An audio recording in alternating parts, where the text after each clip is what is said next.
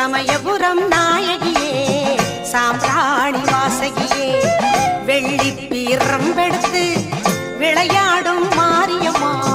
வெள்ளி பீரம்பெடுத்து விளையாடும் மாரியம்மா சமயபுரம் நாயகியே சாம்பிராணி வாசகியே சமயபுரம் நாயகியே சாம்பிராணி வாசகியே